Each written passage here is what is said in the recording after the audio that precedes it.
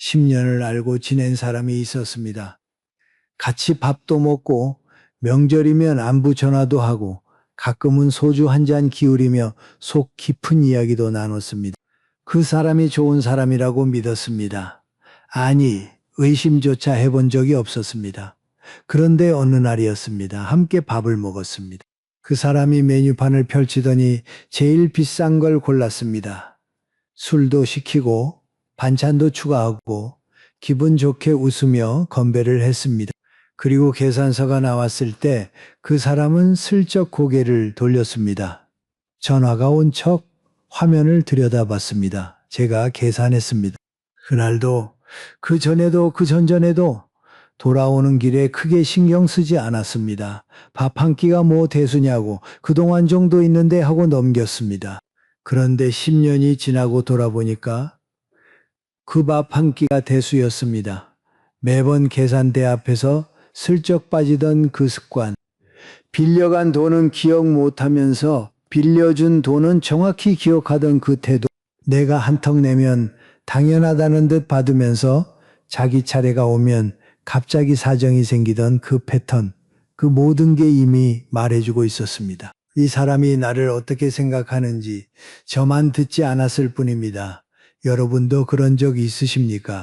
분명히 신호는 있었는데 보고도 못 본 척했던 적, 느끼고도 그냥 넘겼던 적, 그리고 나중에야 그때 알았어야 했는데 하고 후회했던 적. 오늘 저는 그 신호에 대해 이야기하려 합니다. 돈이 우리에게 조용히 보내는 신호, 사람의 말이 숨기지 못하는 신호, 거절 앞에서, 험담 속에서, 그리고 내가 쓰러졌을 때 드러나는 진짜 얼굴.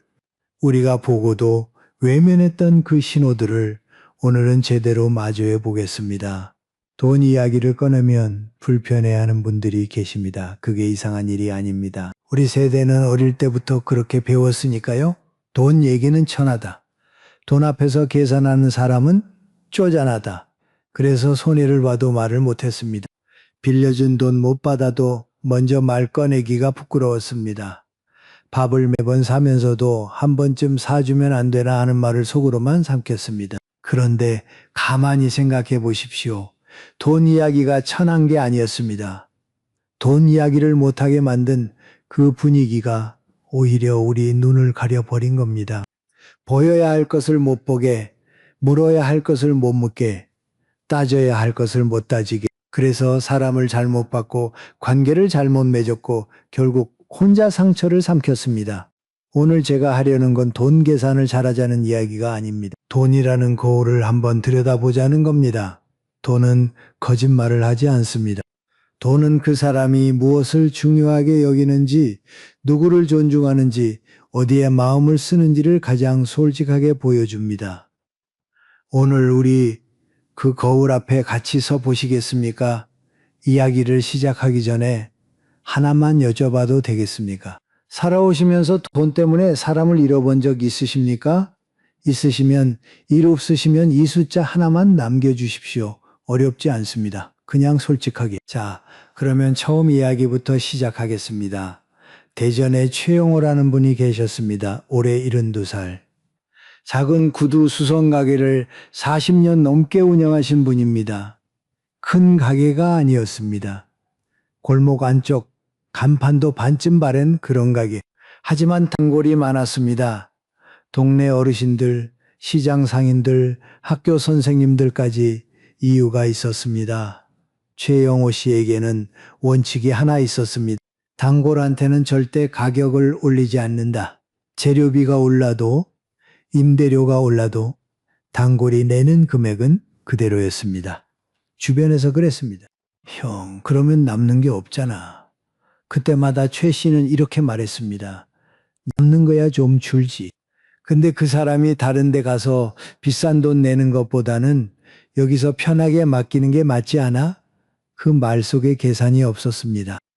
손해를 감수하면서까지 상대의 주머니 사정을 먼저 생각한 겁니다. 그리고 수선이 끝난 구두를 돌려줄 때 최 씨는 항상 낡은 신문지로 구두를 감쌌습니다. 비닐이 아니라 신문지. 그 신문지 안에 작은 종이 한 장을 넣었습니다. 손글씨로 이렇게 적혀 있었습니다. 신발이 주인을 기다렸습니다. 구두를 고친 게 아니라 마음을 고쳐준 겁니다. 그런 최 씨가 작년에 크게 아팠습니다. 몸이 안 좋아서 가게 문을 닫아야 했습니다. 소식을 들은 단골들이 하나둘 찾아왔습니다. 30명이 넘었습니다. 누가 시킨 것도 아닌데 각자 조금씩 돈을 모아서 가져왔습니다. 어떤 분은 봉투에 편지를 넣었습니다. 형님이 제 구두만 고쳐준 게 아닙니다. 제 마음도 고쳐주셨습니다. 최영호 씨는 돈이 많은 사람이 아니었습니다. 하지만 그가 40년 동안 돈을 대하는 방식이 40년 동안 그의 사람됨을 증명해 온 겁니다. 비싼 선물을 한 적도 큰 돈을 쓴 적도 없습니다. 그냥 상대의 부담을 조금이라도 덜어주려고 자기 몫을 줄인 것뿐입니다. 그게 40년 쌓이니까 사람이 남은 겁니다. 여기서 한 가지 생각해 볼 게 있습니다. 우리는 보통 이렇게 믿습니다. 돈을 잘 쓰는 사람이 좋은 사람이다. 선뜻 내는 사람, 크게 쓰는 사람, 남한테 잘 베푸는 사람 그 사람이라고. 하지만 정말 그럴까요? 잘 쓰는 게 중요한 게 아닙니다. 안 쓸 때의 태도가 중요합니다. 내고 싶지 않은 돈을 내야 할 때 그 사람의 표정이 어떻게 변하는지, 돈을 빌려줬는데 상대가 까먹었을 때 어떤 말을 하는지, 경조사비를 낼 때 기꺼이 내는지 아까워하는지, 아무도 안 보는 자리에서 기부할 수 있는지, 그게 진짜입니다.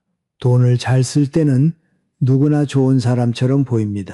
돈을 쓰기 싫을 때 어떤 사람이 되는가?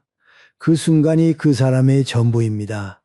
찻잔에 차를 따르는 걸 떠올려 보십시오. 진짜 넉넉한 사람은 천천히 고르게 찻잔마다 비슷하게 따릅니다. 넘치지도 않고 모자라지도 않게. 하지만 넉넉한 척하는 사람은 다릅니다. 상대가 보는 앞에서 화르르 붙습니다. 이렇게 많이 주는 나를 봐라. 그런데 주전자가 비면 돌아섭니다. 찻잔은 자기 앞에만 가득합니다. 돈도 마찬가지입니다. 차를 어떻게 따르느냐가 결국 마음을 어떻게 나누느냐와 같습니다. 영국 케임브리지 대학교 연구팀이 흥미로운 연구를 했습니다. 600명이 넘는 사람들의 실제 은행 거래 내역을 분석한 겁니다. 언제, 어디에, 얼마를 썼는지 결과가 놀라웠습니다. 사람의 소비 패턴이 전통적인 성격 검사보다 그 사람의 성격을 더 정확하게 예측했습니다. 말로는 얼마든지 자기를 꾸밀 수 있습니다. 설문지에도 좋은 답을 고를 수 있습니다. 하지만 돈은 속이지 못합니다. 매일 어디에 돈을 쓰는지, 누구한테 쓰는지, 언제 아끼고 언제 푸는지, 그 흐름 속에 그 사람의 성격이, 가치관이, 본성이 다 들어있다는 겁니다. 그러니까 사람을 볼 때 그 사람이 돈을 얼마나 가졌는지를 보지 마십시오. 그 사람이 돈을 어떻게 대하는지를 보십시오. 10,000원을 쓸 때의 태도가 1억을 쓸 때의 태도와 같은 사람, 그 사람이 진짜입니다. 그런데 돈보다 더 정확하게 사람의 본심을 드러내는 순간이 있습니다. 바로 거절당했을 때입니다. 여러분은 누군가에게 아니요 하고 말한 적 있으십니까? 쉬웠습니까?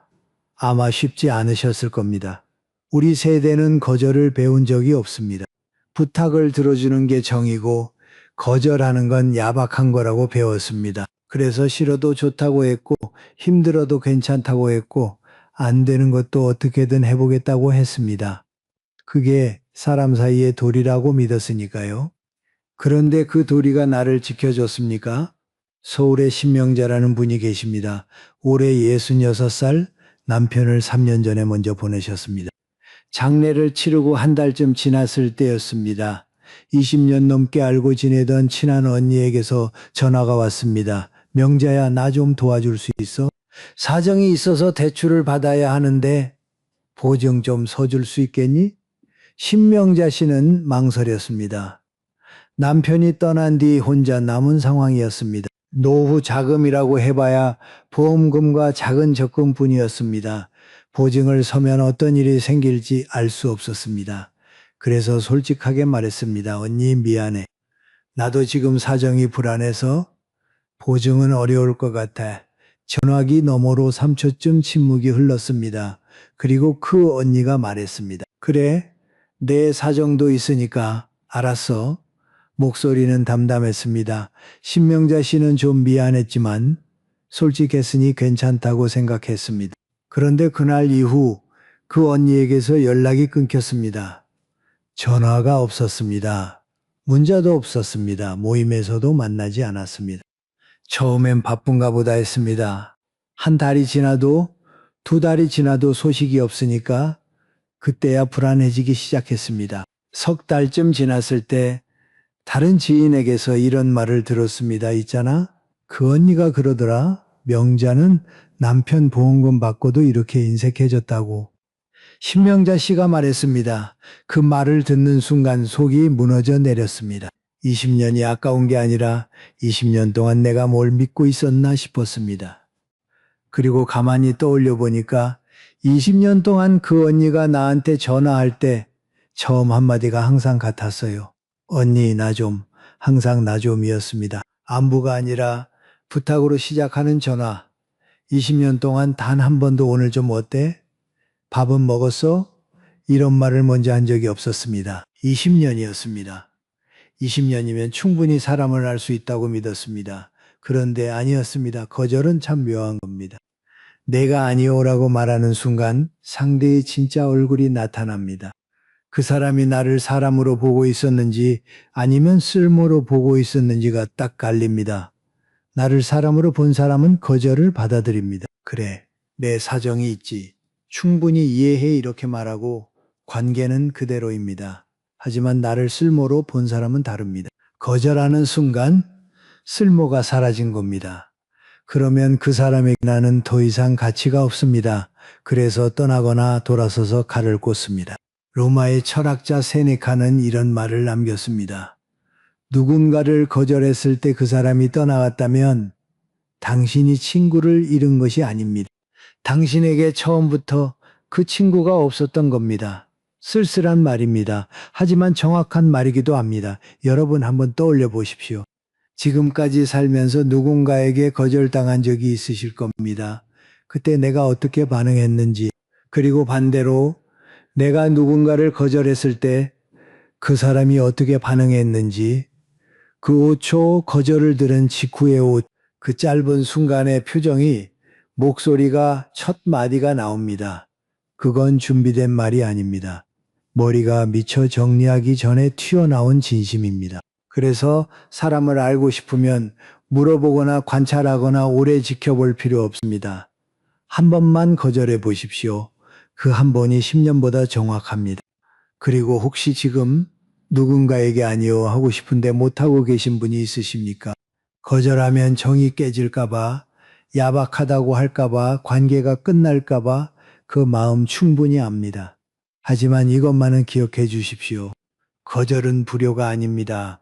거절은 여러분의 품격을 지키는 가장 조용한 용기입니다. 한번 해보시는 건 어떨까요? 작은 것부터 오늘 하나만. 혹시 지금 이 이야기를 들으시면서 신명자 씨의 그 언니 같은 사람이 떠오르신 분 계십니까? 아니면 반대로 내가 혹시 누군가에게 그런 사람이었나 싶은 생각이 스치신 분도 계실지 모르겠습니다. 어느 쪽이든 이 이야기가 마음에 닿으셨다면 이 채널은 여러분을 위해 만들어진 곳입니다. 구독 버튼 한번 누르시는 건 저한테 이렇게 말씀하시는 겁니다. 나 듣고 있어. 그리고 좋아요 한번 눌러주시면 이 이야기가 아직 듣지 못한 분들에게까지 갈 수 있습니다. 그것만으로 충분합니다. 자, 이어서 이야기 쌉니다. 돈이 보여주는 진짜 얼굴, 거절이 드러내는 본심. 여기까지 이야기했습니다. 그런데 사실 돈보다 쉽고 거절보다 흔하게 사람의 본성이 드러나는 순간이 있습니다. 바로 그 자리에 없는 사람을 이야기할 때입니다. 부산에 이동구라는 분이 계십니다. 올해 74살, 매일 아침 6시에 집을 나섭니다. 목적지는 집 근처 공원. 거기서 7명의 친구들과 함께 스트레칭을 하고 가볍게 걷고 끝나면 벤치에 앉아서 커피 한 잔 나눕니다. 7년째 빠진 적이 없었습니다. 비가 와도 무릎이 아파도 새벽부터 나가는 이유는 운동 때문만이 아니었습니다. 그 한 시간이 하루 중에 가장 사람다운 시간이었으니까요. 그런데 어느 날 박 씨가 안 나왔습니다. 7명 중에 1명.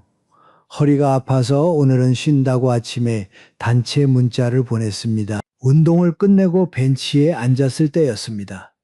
누군가가 이렇게 말을 꺼냈습니다. 박 씨가 요즘 운동도 안 하고 술만 마시더라. 그러니까 허리가 안 좋지. 다른 1명이 받았습니다. 맞아. 자기 관리를 안 해. 우리가 아무리 같이 하자고 해도 본인이 안 하는데 어쩌겠어. 이동구 씨는 아무 말도 하지 않았습니다. 커피만 마셨습니다. 집에 돌아와서 박 씨에게 전화를 걸었습니다. 박 형, 허리 괜찮아. 무리하지 말고 내일은 천천히 나와. 그게 다였습니다. 나중에 이동구 씨가 이런 말을 했습니다. 그 자리에 없는 사람 이야기를 쉽게 하는 사람들은 내가 없으면 내 이야기를 합니다. 나도 합니다. 왜냐면 나도 빠진 적이 있으니까. 그 다음날 공원에 나갔더니 분위기가 이상했거든요.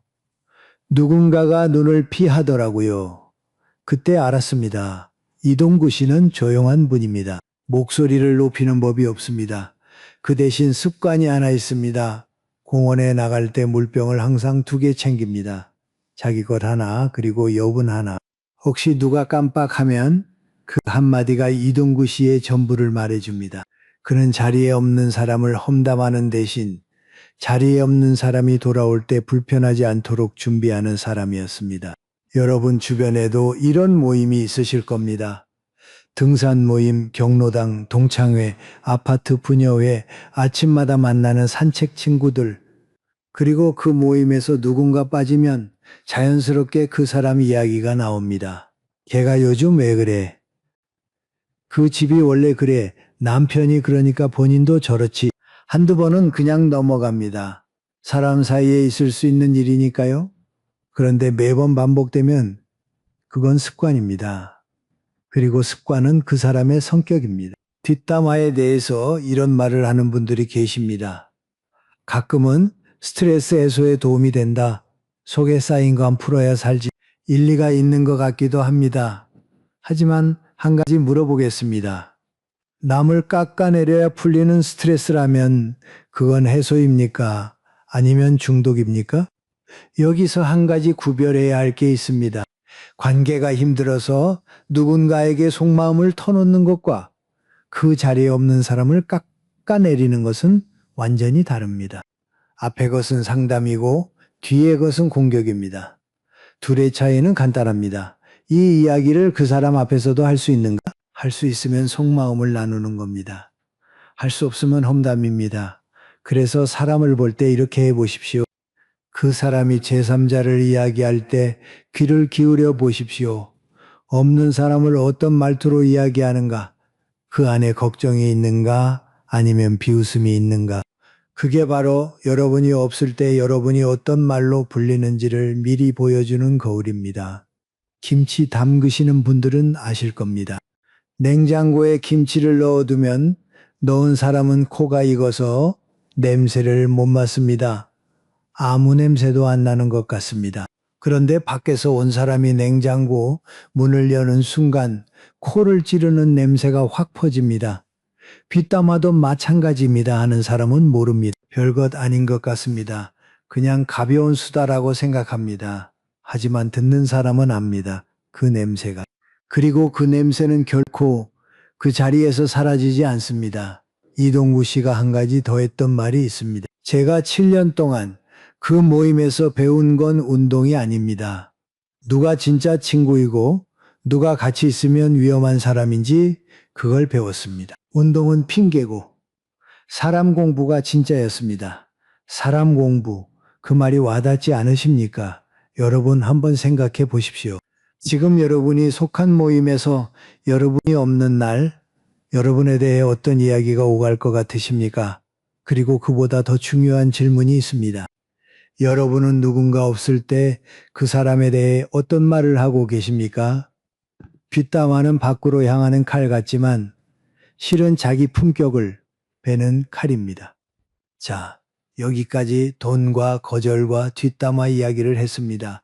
그런데 이 세 가지보다 더 조심해야 할 게 하나 있습니다. 잘 안 보이기 때문에 더 위험합니다. 그건 바로 다정한 말 속에 숨은 칼입니다. 욕을 하는 사람은 쉽게 알아봅니다. 소리 지르는 사람, 무시하는 사람, 차갑게 대하는 사람, 이런 사람은 한번 보면 압니다. 아, 저 사람은 조심해야겠다. 그런데 웃으면서 찌르는 사람은 다릅니다. 말이 부드럽습니다. 표정은 걱정하는 것 같습니다. 목소리도 따뜻합니다. 그런데 그 말을 듣고 나면 이상하게 기운이 빠집니다. 내가 뭘 잘못한 것 같은 기분이 듭니다. 기뻤던 마음이 어느 순간 사라져 있습니다. 인천에 윤정이라는 분이 계십니다. 올해 69살 딸이 하나 있습니다. 딸이 회사에서 승진했다고 전화를 했습니다. 엄마, 나 팀장 됐어. 목소리가 들떠 있었습니다. 윤정희 씨는 기뻤습니다. 진심으로 기뻤습니다. 그런데 입에서 나온 첫 마디는 이거였습니다. 그래? 근데 애는 누가 봐? 전화기 너머로 딸이 잠깐 멈췄습니다. 그리고 엄마, 나 먼저 끊을게 하고 전화가 끝났습니다. 윤정희 씨는 이해가 안 됐습니다. 내가 뭘 잘못이? 나는 걱정이 돼서 물어본 건데 딸이 바쁜데 아이는 어떡하나 싶어서 한 말인데 며칠 동안 딸한테 연락이 안 왔습니다. 먼저 전화하기도 어색했습니다. 일주일쯤 지나서야 딸이 짧게 문자를 보내왔습니다. 엄마, 나 좋은 일 있을 때 축하해 한마디만 먼저 해줬으면 좋겠어. 그때야 윤정희 씨는 알았습니다. 내가 한 말이 관심이 아니라 찬물이었다는 걸. 딸이 기쁜 마음으로 엄마한테 제일 먼저 전화한 건데 엄마 입에서 나온 말은 축하가 아니라 걱정이었습니다. 그 걱정이 틀린 말은 아닙니다.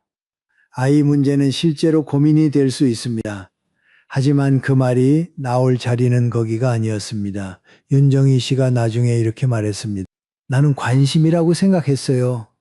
근데 딸한테는 칼이었던 거예요. 그게 참 무섭더라고요. 내가 사랑하는 사람한테 칼을 쥐어주고 있었는데 나만 몰랐어요. 이런 말들이 있습니다. 여러분도 들어보셨을 겁니다. 나이가 있는데 무리하지 마. 너 그렇게 하면 나중에 후회해. 내가 다 너 잘 되라고 하는 말이야. 걱정이 되니까 하는 말이지 다른 뜻 없어? 하나하나 뜯어보면 틀린 말은 아닙니다. 그런데 그 말이 반복되면 듣는 사람은 자기 선택을 믿지 못하게 됩니다. 내 판단에 확신이 없어지고 뭘 해도 불안해지고 결국 아무것도 안 하게 됩니다. 심리학에서는 이걸 수동적 공격이라고 부릅니다. 직접 비난하지 않습니다. 직접 반대하지도 않습니다. 하지만 걱정이라는 포장지 안에 반대를 넣어서 건네줍니다. 받는 사람은 고마워해야 할지 화를 내야 할지 모릅니다. 그게 이 말들의 무서운 점입니다. 반박할 수가 없습니다. 상대가 나를 위해서 한 말인데 어떻게 화를 냅니까? 미국 UCLA 대학교의 셸리 게이블 교수 연구팀이 재미있는 연구를 했습니다. 사람이 좋은 소식을 전했을 때 상대가 보이는 반응을 4가지로 나눴습니다. 적극적으로 기뻐하는 반응, 조용히 인정하는 반응, 무관심한 반응, 그리고 걱정을 앞세우는 반응. 이 4가지 중에 관계를 강화하는 반응은 딱 하나뿐이었습니다. 적극적으로 기뻐하는 것. 나머지 3가지는 걱정을 앞세우는 반응을 포함해서 전부 관계를 약화시켰습니다. 놀랍지 않으십니까? 상대를 비난하지 않아도 무시하지 않아도 그냥 함께 기뻐하지 않는 것만으로도 관계는 깨집니다. 같이 웃어주지 않는 것 자체가 이미 상처라는 겁니다. 우리 속담에 이런 말이 있지요. 말이 시가 된다. 어릴 때부터 귀에 못이 박히게 들은 말입니다. 그런데 이 속담의 진짜 무서운 점은 따로 있습니다. 씨는 땅을 가리지 않는다는 겁니다. 내가 무심코 던진 한마디가 상대의 마음에 떨어지면 거기서 뿌리를 내립니다. 좋은 씨면 꽃이 피고 나쁜 씨면 가시가 자랍니다. 문제는 어떤 씨를 뿌렸는지 뿌린 사람은 기억도 못한다는 겁니다. 하지만 그 씨를 받은 사람의 마음속에서는 이미 싹이 나고 있습니다. 한번 떠올려 보십시오. 오늘 하루 내 입에서 나간 말 중에 누군가의 마음에 뿌리를 내릴 말이 있었습니까? 그게 꽃이었습니까? 가시였습니까? 윤정희 씨는 그 뒤로 원칙을 하나 만들었습니다. 딸이 좋은 소식을 전하면 첫 마디는 무조건 축하해. 걱정은 그 다음, 조언은 그다다음. 그리고 그 조언도 딸이 물어볼 때만 이렇게 바꾸니까 딸이 전화를 더 자주 합니다. 예전에는 일주일에 한 번이 전부였는데 요즘은 이틀에 한 번꼴로 엄마한테 먼저 연락이 옵니다. 바뀐 건 딸이 아닙니다. 엄마의 첫 마디가 바뀐 겁니다. 그 한마디가 관계 전체를 바꾼 겁니다. 지금까지 우리는 돈이 보여주는 얼굴, 거절이 드러내는 본심, 뒷담화 속의 숨은 성격, 그리고 다정한 말 안에 감춰진 칼까지 이야기했습니다. 네 가지 신호 모두 평범한 일상 속에서 매일 스쳐 지나가는 것들이었습니다. 우리가 몰랐던 게 아닙니다. 보고도에서 모른 척했던 겁니다. 그런데 마지막으로 가장 정직한 신호가 하나 남았습니다. 이건 숨길 수가 없습니다. 연기할 수도 없습니다. 아무리 좋은 말, 좋은 표정, 좋은 태도로 포장해도 이 순간만큼은 본성이 그대로 드러납니다. 내가 쓰러졌을 때 누가 남는 광주에 정해철이라는 분이 계십니다. 올해 일어난 살 3년 전 뇌졸중으로 쓰러졌습니다. 새벽 4시 혼자 자다가 오른쪽 팔에 힘이 빠지는 걸 느꼈습니다. 입이 돌아갔습니다. 겨우 왼손으로 전화기를 잡아서 119를 눌렀습니다. 구급차가 왔고 병원에 실려갔고 수술을 받았습니다. 목숨은 건졌지만 석 달을 병원에 누워 있어야 했습니다. 정해철 씨의 휴대전화에는 연락처가 200개 남짓 저장돼 있었습니다. 평생 만나온 사람들, 직장 동료, 동창, 이웃 모임 친구들, 거래처 친척까지 200명 적지 않은 숫자입니다. 소식이 퍼졌습니다. 첫 주에 전화가 왔습니다. 40통 가까이 왔습니다. 형 괜찮아, 빨리 나. 필요한 거 있으면 말해. 목소리마다 걱정이 담겨 있었습니다. 정해철 씨는 그 전화들이 고마웠습니다. 아, 사람들이 나를 이렇게 생각해 주는구나. 한 달이 지났습니다. 전화가 줄었습니다. 40통이 12통이 됐습니다. 대부분은 한 번 전화하고 끝이었습니다. 안부를 물었으니까 도리는 한 겁니다. 2달이 지났습니다. 12통이 5통이 됐습니다. 석 달째 3통이었습니다. 200명 중에 3명, 그 3명 중 1명이 군대 동기였습니다. 김 씨라는 사람 50년 전에 같은 부대에서 복무했습니다. 전역 후에도 가끔 연락하고 지냈지만 1년에 한두 번 만나는 정도였습니다. 가까운 사이라고 말하기엔 좀 멀고 먼 사이라고 말하기엔 끈이 안 끊어진 그런 관계. 그 김 씨가 매주 문자를 보냈습니다. 길지 않았습니다. 네, 글자였습니다. 형, 나 여기 있어. 그게 다였습니다. 어떻게 지내냐, 뭐 필요하냐, 언제 퇴원하냐 이런 질문이 아니었습니다. 그냥 나 여기 있어. 매주 한 번도 빠지지 않고 그리고 한 달에 한 번씩 병문안을 왔습니다. 올 때마다 손에 들고 오는 게 있었습니다. 작은 비닐봉지에 든 땅콩 과자. 50년 전 군대에서 둘이 나눠 먹던 과자였습니다. 지금은 구하기도 쉽지 않은 이름도 잘 기억 안 나는 그 과자. 김 씨는 매번 그 과자를 가져왔습니다. 그리고 침대 옆에 놓으면서 한마디 했습니다. 그때 그 맛은 아닌데 그래도 이거밖에 없더라. 정해철 씨가 이 이야기를 하면서 한참 말을 잇지 못했습니다. 그리고 이렇게 말했습니다. 200명이 있었습니다. 3명이 남았습니다. 200은 관계고 3이 인생입니다. 나는 70년을 살아서 그걸 배웠습니다. 여러분, 이건 정해철 씨만의 이야기가 아닙니다. 병원에 누워보신 분들은 아실 겁니다. 아프면 합니다. 힘들면 보입니다. 잘 나갈 때는 다 모입니다. 전화도 오고 밥도 사주고 형, 우리 사이에 하면서 가깝게 굽니다. 그런데 쓰러지는 순간 갑자기 조용해집니다. 전화기가 울리지 않습니다. 문자가 뜸해집니다. 그리고 마음속으로 이렇게 말하는 자기 자신을 발견합니다. 아, 그 사람은 원래 그런 사람이었구나. 처음부터 내 옆에 있었던 게 아니라 내가 쓸모 있을 때만 옆에 있었던 거구나. 산에 나무가 서 있다고 생각해 보십시오. 맑은 날에는 나무가 다 비슷해 보입니다. 잎도 푸르고 줄기도 곱고 다 건강해 보입니다. 어떤 나무가 튼튼하고 어떤 나무가 약한지 맑은 날에는 구별이 안 됩니다. 그런데 태풍이 지나갑니다. 바람이 몰아치고 비가 쏟아지고 땅이 흔들립니다. 그 다음 날 산을 올려다보면 그제야 보입니다. 어떤 나무는 그대로 서 있고 어떤 나무는 꺾여 있고 어떤 나무는 뿌리째 뽑혀 있습니다. 사람도 마찬가지입니다. 맑은 날에는 다 좋은 사람 같습니다. 태풍이 와야 누가 진짜이고 누가 가짜인지 드러납니다. 여러분의 숲을 맑은 날에 판단하지 마십시오. 그리고 여기서 한 발짝 더 들어가 보겠습니다. 내가 쓰러졌을 때 떠난 사람들을 원망하기는 쉽습니다. 왜 연락 안 했어? 왜 와보지도 않았어? 나한테 그럴 수 있어. 그 마음 충분히 이해합니다. 하지만 조금만 다른 각도에서 보겠습니다. 그들이 떠난 건 나쁜 사람이어서가 아닐 수 있습니다. 다만 처음부터 관계의 기준이 달랐던 겁니다. 어떤 사람은 함께 있으면 좋으니까 만납니다. 어떤 사람은 함께 있으면 이로우니까 만납니다. 좋으니까 만나는 사람은 상대가 아파도 옆에 있습니다. 좋은 건 변하지 않으니까. 하지만 이로우니까 만나는 사람은 이로움이 사라지면 함께 있을 이유도 사라집니다. 그래서 원망하기 전에 한 가지 먼저 물어볼 것이 있습니다. 나는 그 사람에게 어떤 기준의 관계였는가? 그리고 더 중요한 질문. 나는 내 주변 사람에게 어떤 기준으로 관계를 맺고 있었는가?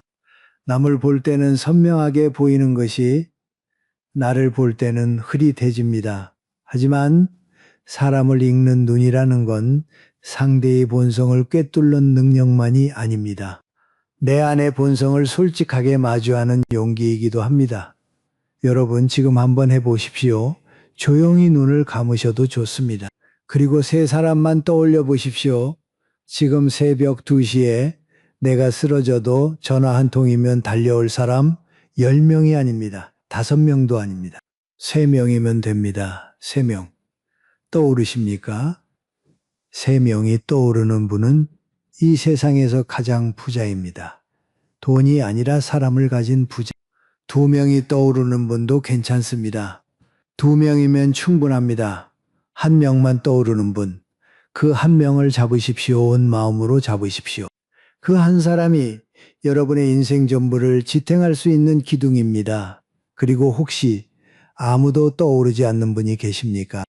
그러면 이 질문을 한번 바꿔보십시오. 나는 누군가에게 그런 사람이었는가? 누군가 새벽에 쓰러졌을 때 내 이름을 떠올렸을까? 남에게서 받고 싶은 것이 있으면 먼저 내가 그것을 준 적이 있는지 돌아보는 겁니다. 그게 사람을 읽는 마지막 단계입니다. 남을 읽는 것에서 시작해서 나를 읽는 것으로 끝나는 겁니다. 50년 전 과자 한 봉지, 그걸 아직 기억하는 사람이 있다는 것. 그게 바로 관계의 전부입니다. 자, 이제 모든 이야기를 마칠 시간입니다. 오늘 우리가 함께 본 5가지 신호를 돌아보겠습니다. 첫 번째, 돈을 어떻게 대하는가? 돈은 그 사람의 가치관을 가장 솔직하게 보여주는 거울이었습니다. 얼마를 가졌느냐가 아니라 어떻게 쓰느냐, 그리고 쓰기 싫을 때 어떤 표정을 짓느냐, 거기에 본심이 있었습니다. 두 번째, 내가 거절했을 때 어떤 반응을 보이는가? 거절은 관계의 엑스레이였습니다. 한 번의 거절이 10년의 관찰보다 정확했습니다. 떠나는 사람은 처음부터 내 옆에 있었던 게 아니었습니다. 세 번째, 자리에 없는 사람을 어떻게 말하는가? 그 말이 곧 내가 없을 때 나를 부르는 이름이었습니다. 걱정이 담긴 말인지 비웃음이 담긴 말인지 그 차이가 그 사람의 품격이었습니다. 네 번째, 다정한 말 속에 칼이 숨어 있지는 않은가? 걱정이라는 포장지 안에 든 반대. 관심이라는 이름표를 단부정. 축하해가 먼저인지 근대가 먼저인지. 첫 마디가 관계를 결정했습니다. 다섯 번째, 내가 쓰러졌을 때 누가 남는가? 200명이 3명이 되는 순간 그 3명이 인생이었습니다. 맑은 날엔 다 좋은 사람이지만 태풍이 와야 진짜가 보였습니다. 우리는 심리학자가 될 필요도 독심술을 배울 필요도 없습니다. 그냥 눈을 뜨면 됩니다. 신호는 이미 거기 있었습니다. 밥 한 끼 속에, 거절 한마디 속에, 빈자리 뒤에 흐르는 말 속에, 축하 대신 나온 걱정 속에, 그리고 새벽 2시에 울리지 않는 전화 속에 다 보이고 있었습니다. 우리가 듣지 않았을 뿐입니다. 노자는 이런 말을 남겼습니다. 남을 아는 것은 지혜요. 자기를 아는 것은 밝음이라. 맞습니다. 사람을 읽는 것은 지혜입니다. 하지만 가장 어려운 건 남을 읽는 일이 아닙니다. 다 보이는데도 참아놓지 못하는 마음, 이미 알고 있는데도 한 번만 더 하고 붙잡는 그 미련, 그걸 내려놓는 것, 그게 진짜 밝음입니다. 여러분, 오늘 이야기를 들으시면서 떠오른 사람이 있으십니까? 혹시 돈 앞에서 진짜 얼굴을 보여준 사람이 있었습니까? 한 번의 거절에 등을 돌린 사람이 있었습니까? 내가 없는 자리에서 내 이름을 함부로 부른 사람이 있었습니까? 다정한 말로 내 기쁨의 찬물을 끼얹은 사람이 있었습니까? 아니면 반대로 내가 쓰러졌을 때 아무 말 없이 곁에 앉아 있어 준 사람이 있었습니까? 그 사람의 이름이 지금 떠오르셨다면 그 이름을 댓글에 적지 않으셔도 됩니다. 대신 그 사람과의 이야기를 한 줄만 남겨주십시오. 길 필요 없습니다. 한 줄이면 됩니다. 20년 친구가 10,000원 때문에 떠났습니다. 이것도 좋고 형이 석 달 동안 매주 문자를 보내줬습니다. 이것도 좋습니다. 여러분의 한 줄이 지금 이 영상을 보고 있는 누군가에게는 위로가 됩니다. 아, 나만 그런 게 아니었구나. 나만 그런 사람을 만난 게 아니었구나.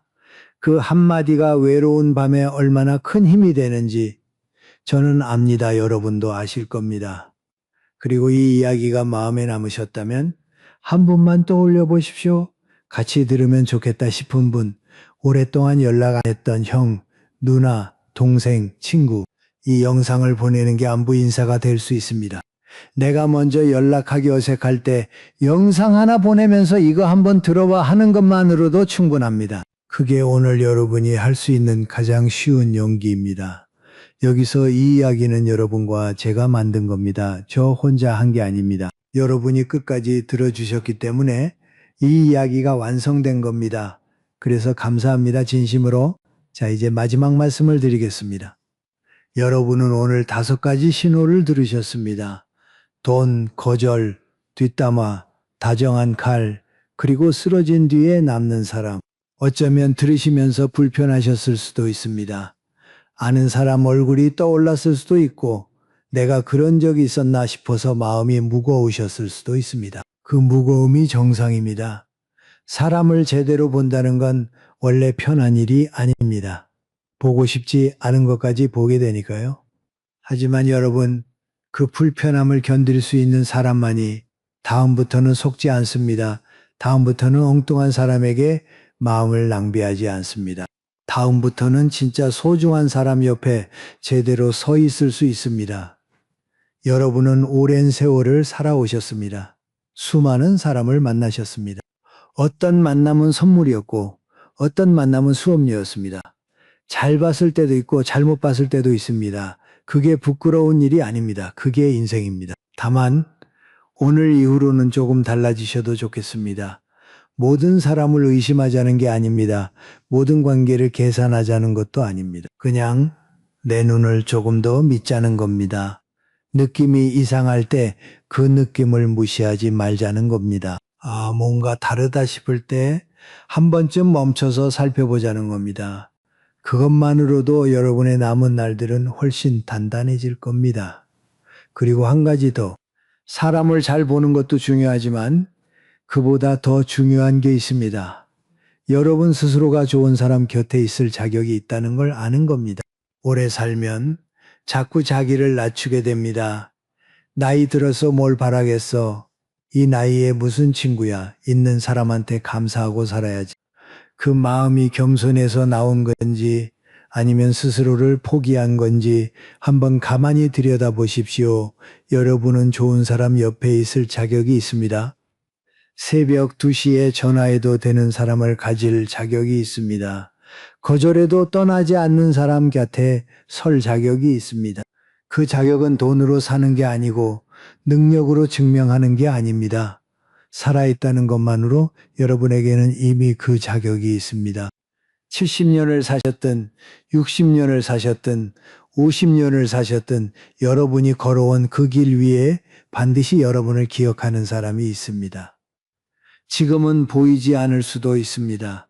하지만 있습니다. 정해철 씨의 군대 동기처럼 매주 내 글자를 보내는 사람이, 최영호 씨의 단골들처럼 조용히 마음을 모으는 사람이, 이동구 씨처럼 물병을 하나 더 챙기는 사람이, 그리고 어쩌면 여러분 자신이 누군가에게 바로 그 사람일 수도 있습니다. 여러분이 모르는 사이에 누군가가 여러분의 이름을 떠올리며 버티고 있을 수도 있습니다. 여러분이 무심코 건넨 한마디가 누군가의 하루를 지탱한 기둥이었을 수도 있습니다.